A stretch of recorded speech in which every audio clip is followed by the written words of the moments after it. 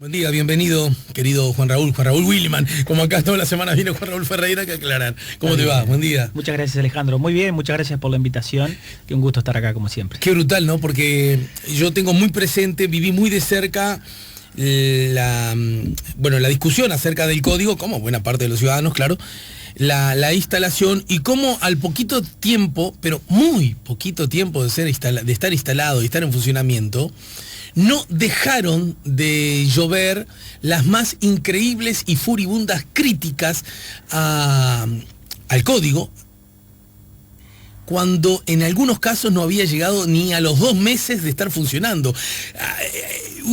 Una cosa que para mi gusto lució un tanto inmadura y hasta algo insensata, y que si bien ahora se ha aplacado bastante, creo que en eso podemos coincidir, sí, ¿verdad? Sí. No deja de a veces extrañarme cómo el código ha sido utilizado para explicar increíbles cosas acerca de malas noticias con las cuales convivimos y que ojalá podamos revertir, pero que de pronto el código se convirtió, y lo agrego yo, no sé cuál es tu opinión, por derecha y por izquierda, por oficialismo y por oposición, en algo así como la batalla de todos los males, la causa de todos los males, ¿no? Bueno, ¿dónde estamos parados con relación a este tema? Quiero conocer tu mirada técnica y cuál es el código, cuáles siguen siendo sus fortalezas y cuáles son sus debilidades, que seguro las tiene. ¿Cómo no?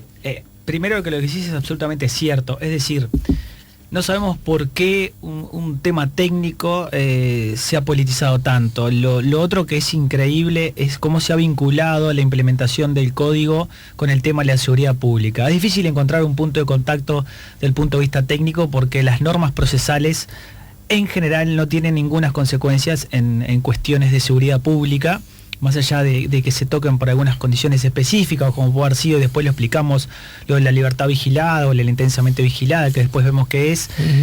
Pero es increíble igual determinar que los temas de seguridad pública y el aumento creciente de la delincuencia puede estar vinculado a la implementación de un código. Eso es una lectura que se hizo muy, muy rápida, muy facilista y que aparte no atendía a la verdadera esencia. Acá lo que estamos haciendo era un cambio de sistema que se venía exigiendo. Era una exigencia. Por supuesto que si uno busca el mejor momento, voy a usar un ejemplo muy casero, pero que todos conocemos, es como cuando uno decide tener el segundo hijo, nunca es el momento. No, nunca va a ser el momento porque uno primero esto, después lo otro. Esto es exactamente igual. Acá había una necesidad plasmada. No es solo un cambio de código. La gente a veces piensa, entró un nuevo código. Es algo mucho más paradigmático, es un cambio de sistema procesal penal. No quiero a vos meterte en este baile, pero sí, yo lo tengo, ya que pusiste el ejemplo, a este asunto del código yo lo tenía en un plano de similar razonamiento a lo que ocurre cuando nos toca discutir acerca del derecho de los ciudadanos uruguayos que viven en el exterior, ¿no?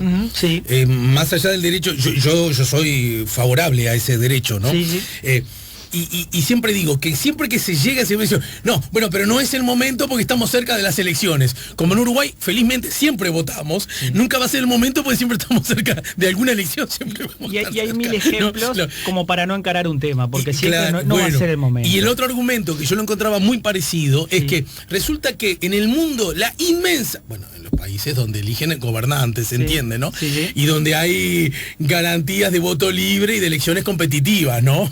Bien. La inmensísima mayoría de esos países le dan la posibilidad a los ciudadanos que viven fuera de votar, ¿no? Y si bien yo no soy de esa lógica de que, si lo hacen los demás vos tenés por qué hacerlo, bueno, si los hacen las grandes mayorías y los que más saben del asunto, en funcionamientos democráticos, vos por lo menos deberías abrir los ganchos y prestar un poquito de atención por qué vos no lo estás haciendo, ¿no? Ese es un dato igual que los vecinos, ¿no? Resulta que todos los vecinos, vos sos el único, ¿no será que a lo mejor el equivocadito soy yo? Resulta que en este asunto, como en la vigencia del anterior, Uruguay estaba quedando muy excepcionalmente en soledad, ¿o no era así acaso? Era así. Es así, aparte Uruguay nunca se caracterizó por quedarse atrás en realidad, no en materia procesal. Nuestro CGP, nuestro Código General del Proceso, era innovador para la época en su entonces. Nosotros era un modelo para Iberoamérica, un modelo para otros países. Y es increíble que habiendo evolucionado como se le hizo en la justicia civil con el CGP, en materia procesal penal estuviéramos tan atrasados. Entonces, Obviamente que la implementación tiene costos y los costos normalmente los paga el usuario, porque lo que hay que entender primero es que la Administración de Justicia es un servicio y el servicio de Administración de Justicia es fundamental y nosotros tenemos que concentrarnos en el usuario del servicio de Administración de Justicia. Y nosotros todos sabíamos, Chediak lo dijo a los pocos días de entrar, pidió disculpas anticipadas, porque obviamente hay costos cuando uno implementa un sistema nuevo. A eso me refería, no era solo un código, era un cambio de sistema. Pasamos del sistema inquisitivo. Recordemos eso una vez más. Claro, el sistema inquisitivo era un sistema que estaba totalmente caducado, un sistema donde generaba tenía mil defectos, pero empecemos por lo grande. Lo primero que no cumplía era con el principio básico de duración razonable. Por algo nosotros tenemos la tasa que teníamos de personas privadas de libertad sin sentencia. O sea, teníamos un proceso, los procesos disciplinarios y el penal por excelencia, tiene que darnos certeza jurídica. No podemos tener procesos que no tengan duraciones razonables porque perdemos seguridad jurídica. Claro. Y la tasa indicaba que en la inmensa mayoría, llegamos al 70, llegamos al 80 en algún momento, de personas privadas de libertad sin sentencia. Ese debió haber sido un piñazo al hígado, eso con el que además convivimos ¿cuánto tiempo? Pero años. Y de hecho, yo leía la nota de María Ángel Solomita para El País, en el que pasa el otro día, que me consultó por el tema. Ponía un ejemplo de una persona que hace más de 2 años está privada de libertad con el código viejo y no tenía ni siquiera acusación fiscal. O sea, ni siquiera sabía el quantum de la pena, el máximo que le iba a tocar, porque el principio de congruencia hace que lo que pida el fiscal no puede ser sobrepujado por el juez. Pero si tengo acusación, por lo menos sé lo que me va a tocar. Sé el máximo, después podré ir por de ahí para abajo, claro. Pero no tenía acusación.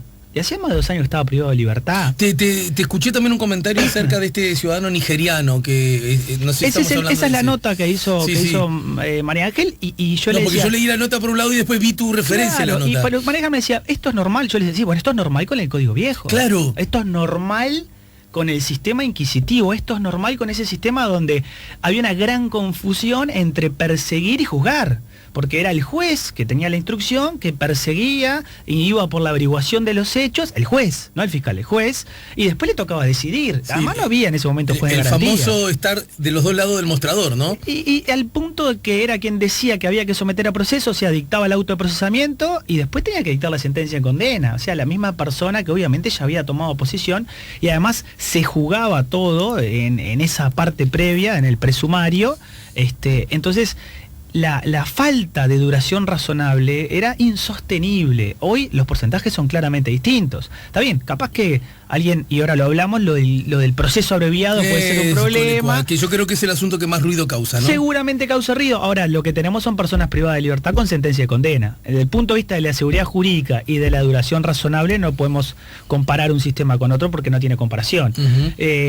Ese no era el único defecto, ese era un defecto grave. El otro defecto es el que acabo de mencionar. Esa confusión entre quien tenía que perseguir los delitos y aclararlos y alguien que tenía que tomar una decisión, era una falta de garantía absolutamente total. Lo que pasa es que hay algo, a mí me parece, Juan Raúl, que sí, cuando hablamos de estos temas, una vez más, yo creo que los ciudadanos cada vez más conversamos, los medios han jugado un rol importante en ese sentido, yo quiero destacarlo, es decir, por ejemplo, de economía, si comparamos con 30 años atrás, 40 años atrás, a mí me da la sensación que sin volvernos los ciudadanos más expertos, hay conceptos a los que estamos atentos, desde la inflación, el producto bruto, el déficit fiscal, asuntos que hacen a tu vida cotidiana, ¿no? Claro. Que a mí me parece que antes medio nos pasaban al costado, exceptuando aquellas personas que lo estudiaban.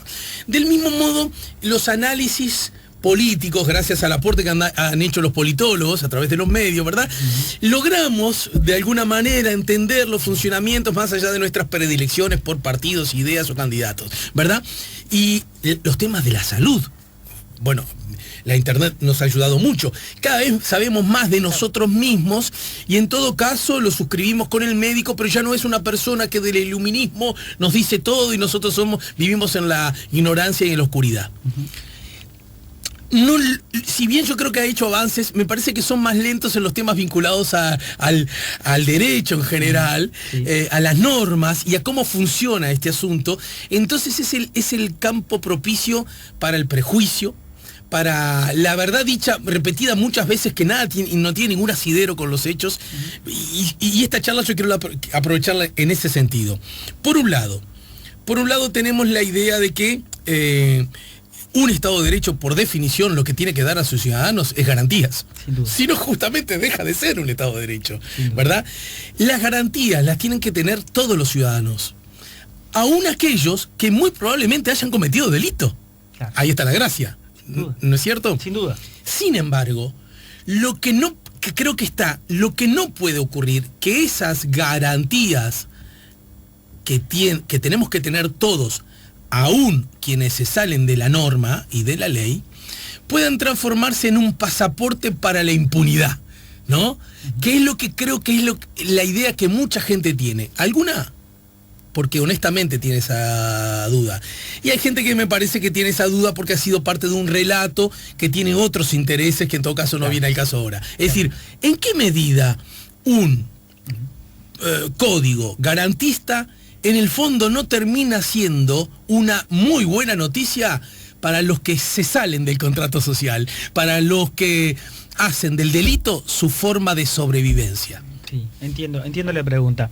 Y la entiendo porque en realidad los usuarios, consumidores, llámele como la gente quiera, cada vez, como vos decís, está más informado.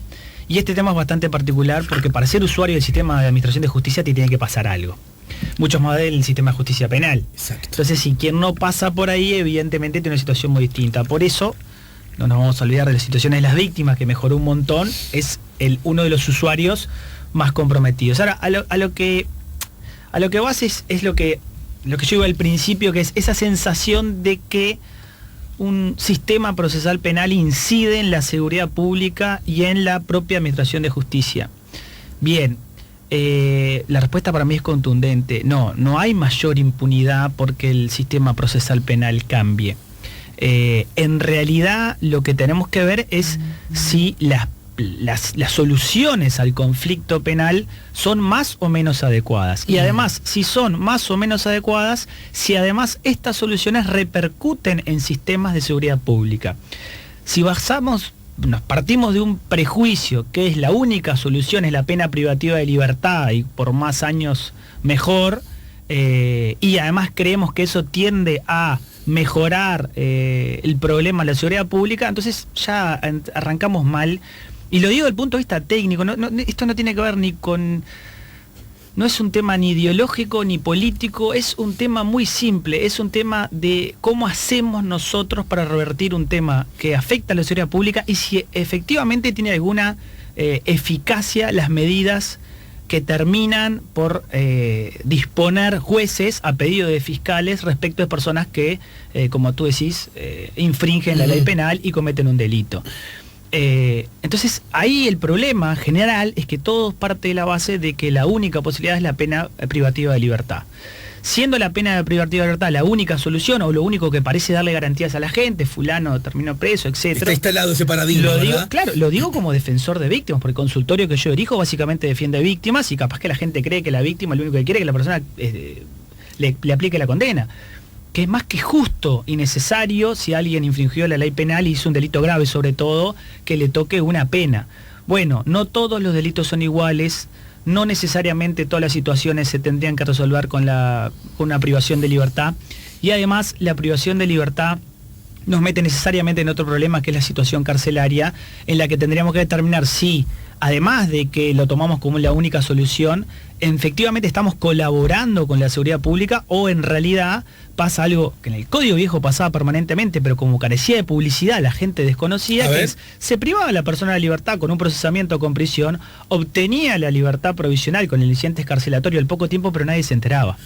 Entonces hoy capaz que alguien se queja porque tiene una ventaja que el nuevo código da, que es la publicidad, que es una garantía, por comparación a la vieja reserva del proceso inquisitivo, reserva en serio, porque hasta el 2004 el presumario era reservado incluso hasta para el defensor, y hasta el 2014 era reservado hasta para la víctima denunciante. Sí, claro. Reserva absoluta. Entonces, al haber menos publicidad y menos transparencia, hay que decirlo, Tal vez una persona, la noticia era que la persona había sido procesada con prisión. Ahora, y no nos enterábamos. ¿alguien se enteraba cuando le otorgaban la libertad provisional? Que de pronto era el poquito rato. Capaz que era los 3 meses, 4 meses. Capaz que a los 6 meses estamos teniendo la libertad provisional. Y resulta que ahora el acuerdo, digamos, ¿no? Provoca que esa persona esa misma persona que en el anterior paradigma obtenía la libertad de pronto 3 meses después de que nos habíamos enterado que era procesado. O 6 o 1 año, pero no lo sabíamos. En todo caso, ahora muy probablemente no tenga mayores libertades. Quiero decir, esté en prisión igual o mayor cantidad de tiempo, claro, pero solo dice, mira, hicieron un acuerdo por 2 años cuando pudo haber estado 152.000. Claro, el tema es el impacto mediático de la noticia de un código que entre los beneficios que tiene es la publicidad y justamente esa garantía de que todos podamos saber qué es lo que pasa. Antes no pasaba. Aún así, además, doctor.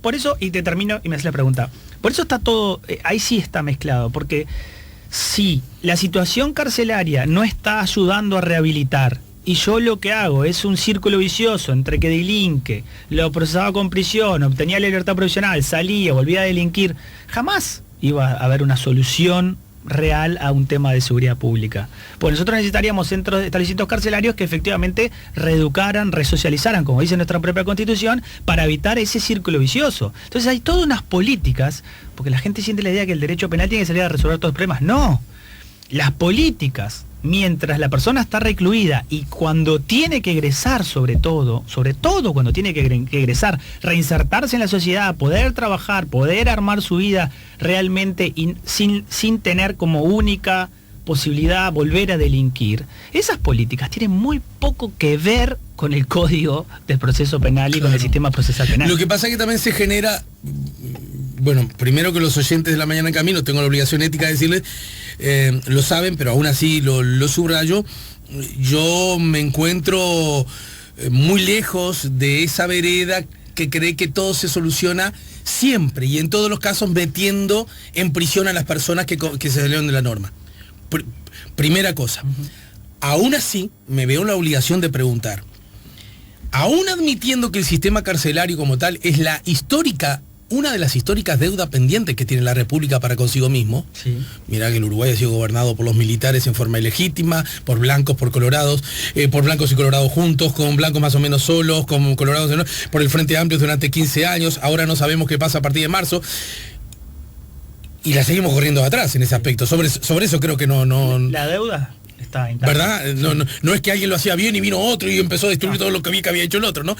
Ese sigue siendo un problema que invariablemente ya luce como endémico, ¿no es cierto? Ahora bien, puede lucir también equivocado que no lo mandemos a la cárcel porque en la cárcel no solo no se va a recuperar, sino que va a salir peor. Por lo tanto, busquemos formas adicionales. Y puede terminar siendo también una contradicción. Resulta que no te mando a la escuela porque la escuela no funciona bien. No, flaco, mándalo a la escuela si tiene que ir a la escuela y lograr que la escuela funcione bien. Por supuesto. ¿Verdad? ¿En qué medida eso también está en el aire? No lo mandemos en cana porque total va a salir peor. No. Yo tengo audiencias todos los días defendiendo a víctimas. El viernes tuve una donde el defensor planteó exactamente eso. Dijo, hay que ver las condiciones en que se encuentra la persona recluida. Y el juez le dijo con claridad, bueno, las condiciones en las que se encuentra recluida no son resorte de la Administración de Justicia. Claro. Es un tema del INR, es un tema que usted va a tener que solucionar administrativamente. Yo lo que estoy analizando es si aún se mantienen las razones cautelares que justifican la prisión preventiva. Y el estado de reclusión no va a variar mi decisión, le dijo el juez en audiencia. Y el defensor no tuvo nada para decir, porque la reclusión o no reclusión tampoco depende de las condiciones. Yo hablo de las condiciones porque se mezclan en este tema de la seguridad pública y en ese círculo vicioso de ingresar al sistema carcelario, salir, delinquir, ingresar, salir, delinquir, ingresar. Entonces, por supuesto que desde el punto de vista procesal no tiene consecuencia. No la tuvo el viernes en esa audiencia, tengo una a las 2 de la tarde ahora, no la va a tener tampoco, está lleno de prórrogas medidas cautelares, entonces, las va a seguir teniendo. Pero Juan Raúl, me estás diciendo que entonces es falso eso de que ahora no los mandamos en cana porque hay muchos operadores judiciales que entienden que como la cárcel funciona mal, groserío. Los dejamos sueltitos por ahí porque total van a salir peor. Lo que pueden entender es que con determinados perfiles y con determinados delitos, la cárcel no es la única solución, la privación de libertad no es la única solución, y hay situaciones alternativas. Por eso está previsto en el nuevo código, por ejemplo, la suspensión condicional del proceso, que permite imponerle determinadas obligaciones a la persona que comete el delito. Y ahí hay situaciones muy claras que son evidentemente mucho más efectivas. Si yo le obligo a una persona a someterse a un proceso de desintoxicación y lo implica que tiene que someterse a un tratamiento para sus adicciones, evidentemente va a ser mucho más efectivo que la privación pura de libertad sin esas barreras de contención. Bueno, pero esa pregunta, por poner un ejemplo, corresponde que la hagamos, porque además no solo se hace acá en Uruguay, se hace en buena parte del planeta, ¿no? ¿Cuál es la mejor herramienta a propósito de este delito y a propósito de este señor o señora que cometió ese delito, ¿no? ¿Sí? ¿Qué es lo mejor para qué? Porque en realidad, ¿qué queremos evitar? Cuando uno defiende a las víctimas, dice, bueno, uno pareciera, porque me lo han dicho, que uno lo que busca es la justicia. Sí, busca justicia y también busca que no le vuelva a pasar a otro.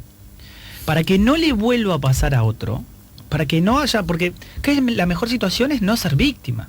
Si te toca ser víctima, tengo que tener todos los elementos para proteger a esa víctima adecuadamente. Pero si yo tuviera que elegir el ideal es que nadie pasara por eso. Entonces hay un trabajo que tiene que ver cómo hacemos para que haya menos víctimas. Entonces, si la situación es mejorar a esa persona, ahí va a encontrar un espacio realmente que repercuta en la seguridad pública. Y ahí puede tener una consecuencia. Y entonces, de 2 años a esta parte, y aún admitiendo que tal como se había dicho, mire que vamos a empezar con esto, y vamos a tener problemas. No es que se dijo, empieza esto y se arreglan todo, más bien que se denunció, ¿no? Sí. Y bueno, y es probable que además en la lógica del funcionamiento hayan surgido otros inesperados o con volúmenes que no estaban previstos. Bueno, como suele ocurrir cuando haces el parrillero de tu casa, loco, ¿o no? Está mal presupuestado.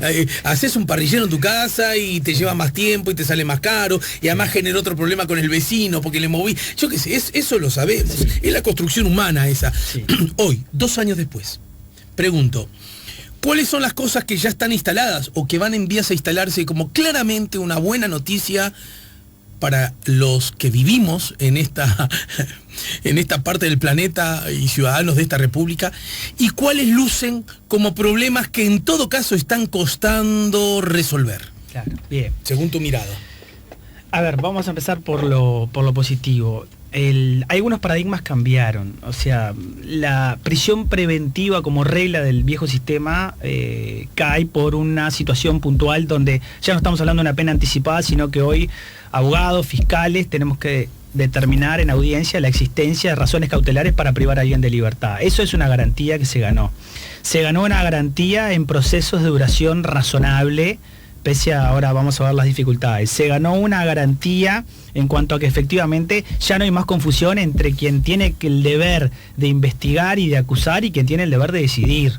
Se ganó una garantía además porque hoy tenemos un juez de garantía que participa en la parte previa y no en la audiencia de juicio. O sea que la medida cautelar, la decisión de formalizar y otras decisiones las toma un juez, pero yo me voy a ir a juicio con otro juez.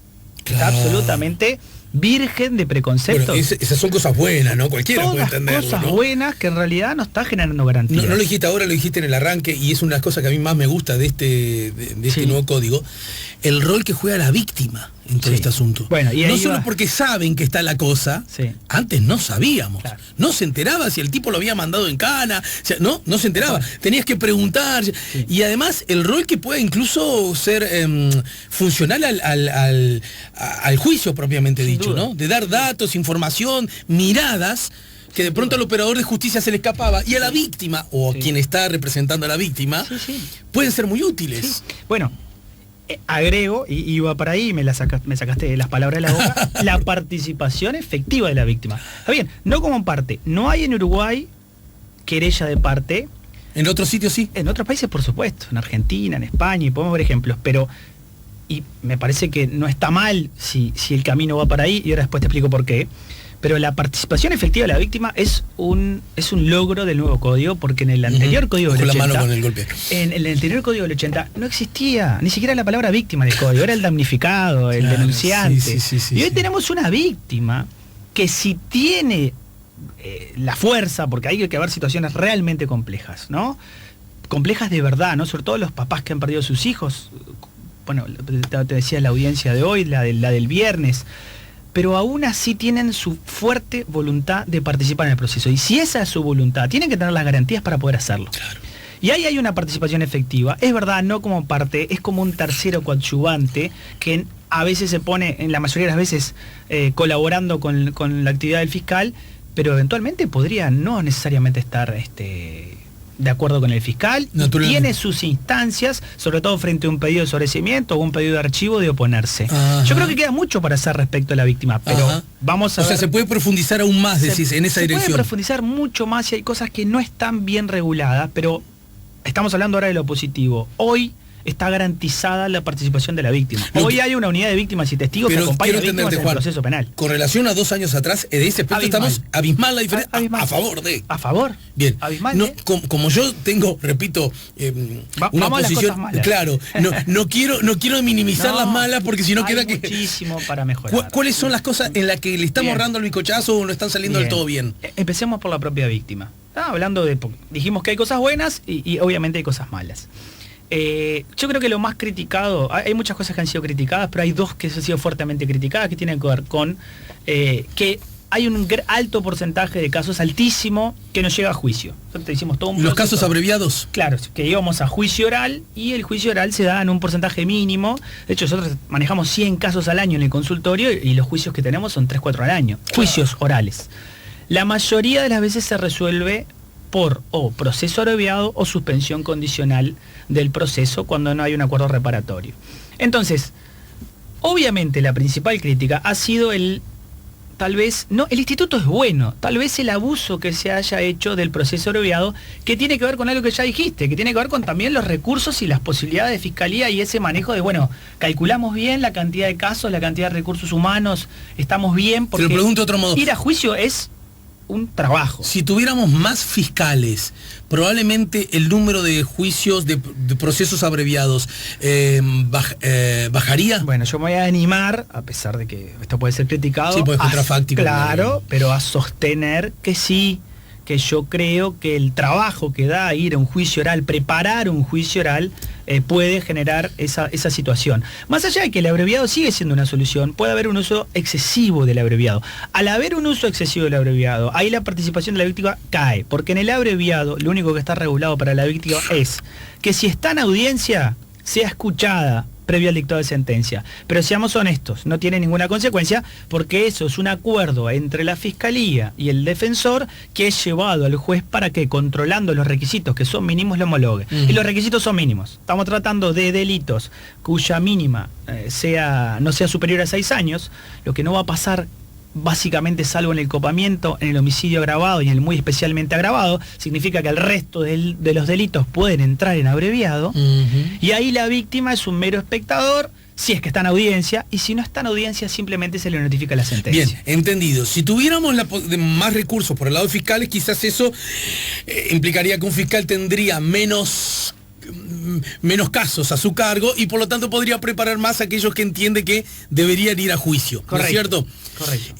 ¿Por ahí es la única razón por la cual estamos altos en número de juicio abreviado o podría encontrarse otras explicaciones? No, también estaba previsto porque en realidad hay un montón de delitos, sobre todo aquellos que son flagrantes, ¿no? O sea, in situ, con confesión del imputado, que no tiene ningún sentido ir a juicio.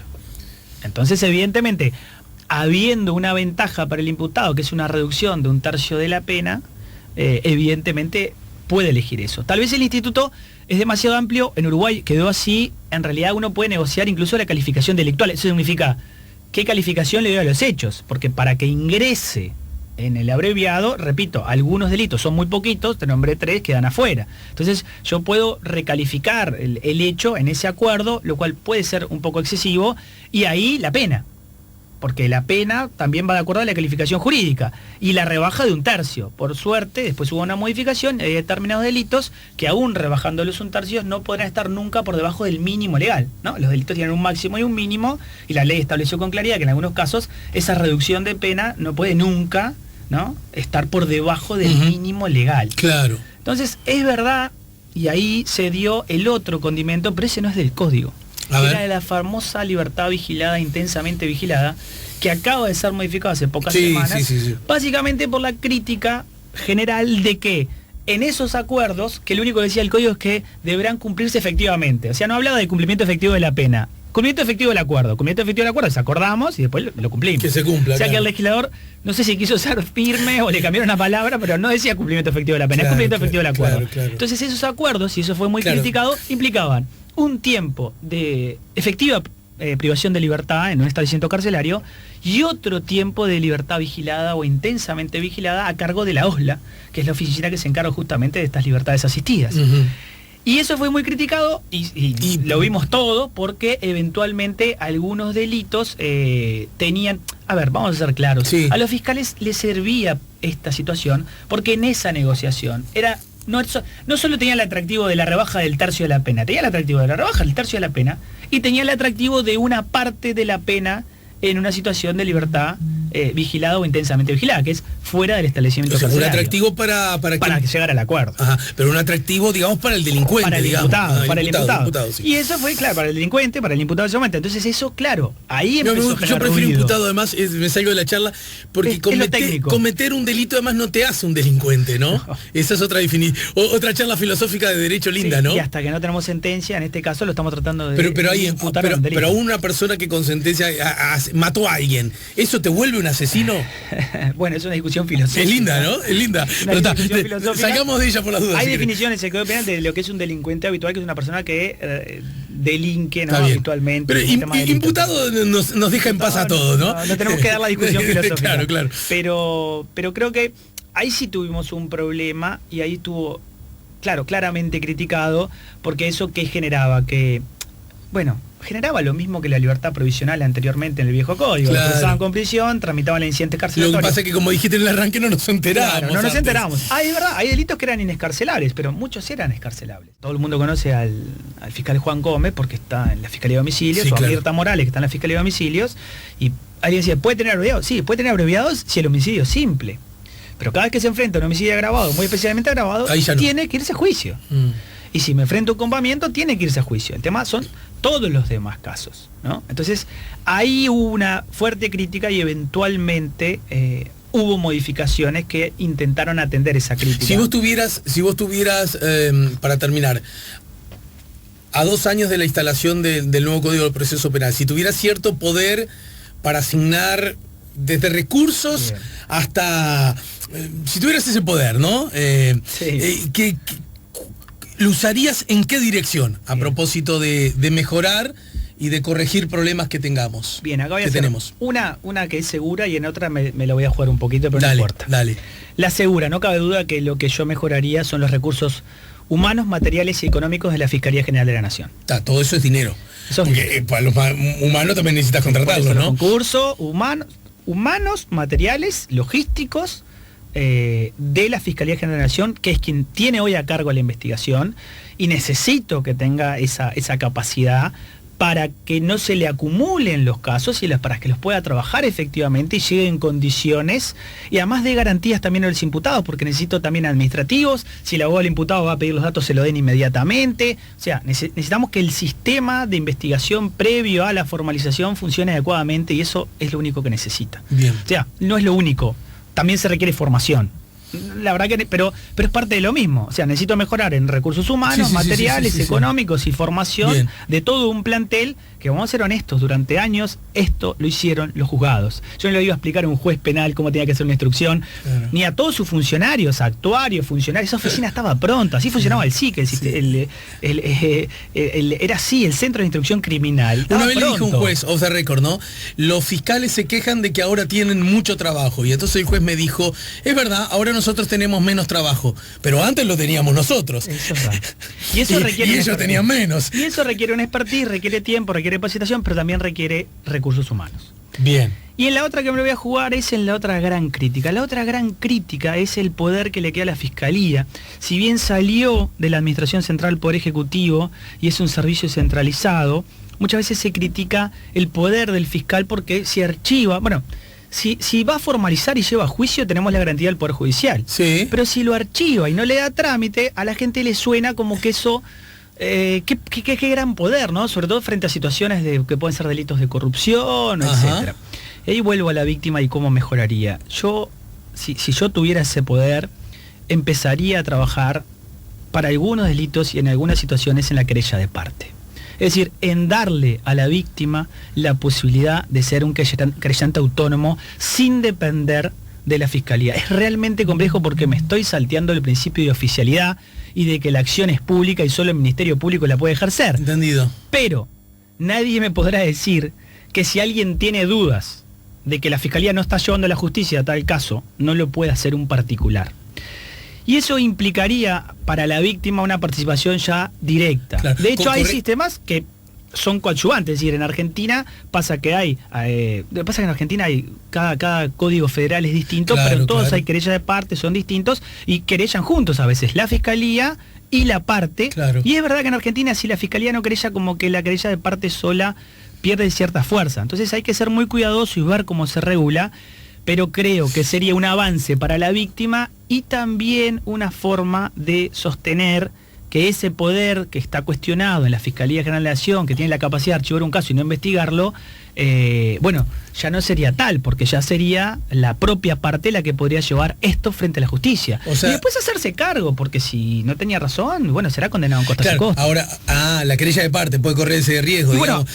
Estoy pensando en esto. No hay nada regulado en Uruguay y habría que pensar cómo se regula. Pero tú te tirarías al agua en esa dirección. La querella de parte es algo... Yo entiendo, y después de ver más de 100 víctimas por año y ver las distintas necesidades que son reales, y tampoco creo, porque la gente dice, ¿nos llenaríamos de denuncias? No, yo creo que no. Yo creo que serían algunos casos, pero si existiera esa garantía, resolveríamos un problema que genera mucha suspicacia y además haríamos ya de la víctima una parte en el proceso sustancial. Correríamos el riesgo de que, ya no hablo desde una mirada judicial, que además no tengo la chance de hacerlo por mi falta de formación, pero sí de una mirada humana, me sale hasta de sentido común, que la víctima como que nunca esté satisfecha, digamos, como que nunca haya razones para el caso archivarlo, porque encuentra razones suficientes desde su lugar, desde su herida, por algo. Es el Estado el que aplica las penas y no la víctima, porque a la víctima nunca la alcanzaría, ¿no? Sí. La estaría aplicando el Estado, porque sería la víctima que la pediría y sería el juez el que la decide. Está bien. Y acá viene un punto que es histórico. O sea que el juez podría, supongamos, a ver para entenderlo, el fiscal entiende que hay que archivar un caso. Sí. La víctima entiende que no. Lo lleva a la víctima. El juez absuelve o condena. Ahí está. ¿Se pone del lado de la víctima o de...? Parte de una discusión añeja. Históricamente, me estoy remontando hace miles de años, cuando efectivamente se decide expropiarle el conflicto penal a la víctima, porque antes todos sabemos cómo se resolvían las cosas. Sí, claro. Vos me lastimaste, yo te lastimo. Perfecto. Entonces en algún momento hubo que decidir expropiarle el conflicto. Claro. Y el Estado dijo, perfecto, te lo expropio, soy yo el que lo analizo y soy yo el que decido, en todo caso, sancionar esa conducta desviada. Sí. Perfecto. Eso es expropiarle el conflicto a la víctima. Claro. Se lo expropia. Claro. Históricamente, que es un avance civilizatorio de una dimensión enorme. Le expropia el conflicto al punto que es él el que lo resuelve y estamos de acuerdo que sea así. El tema es que esto ha evolucionado mucho desde esa época, desde Beccaria, desde El martillo de las brujas, que son libros históricos donde, repito, se basan extrayéndole el conflicto penal a la víctima. Esto ha evolucionado de tal manera que no se puede pensar en la víctima como una persona que busca venganza. Busca justicia, igual que la busca otra persona. Claro. Entiendo que algunos delitos afectan a la sociedad y solo el Ministerio Público podría llevarlos adelante. Perfecto, yo no digo todos, pero en realidad tenemos que seguir evolucionando en qué participación tiene la víctima y si eso nos hace, de vuelta voy a lo que arrancaste, más garantistas. Claro. Y con menos prejuicios. Claro. Esa sería la idea. Bueno, Juan Raúl, gracias. Y como pasa en los buenos encuentros de todo tipo, nos quedamos con certezas, pero nos quedamos con nuevas y necesarias preguntas. Los que a su vez ameritarán nuevos encuentros, ¿sí? Con todo gusto. Gracias por el tiempo y gracias por la generosidad.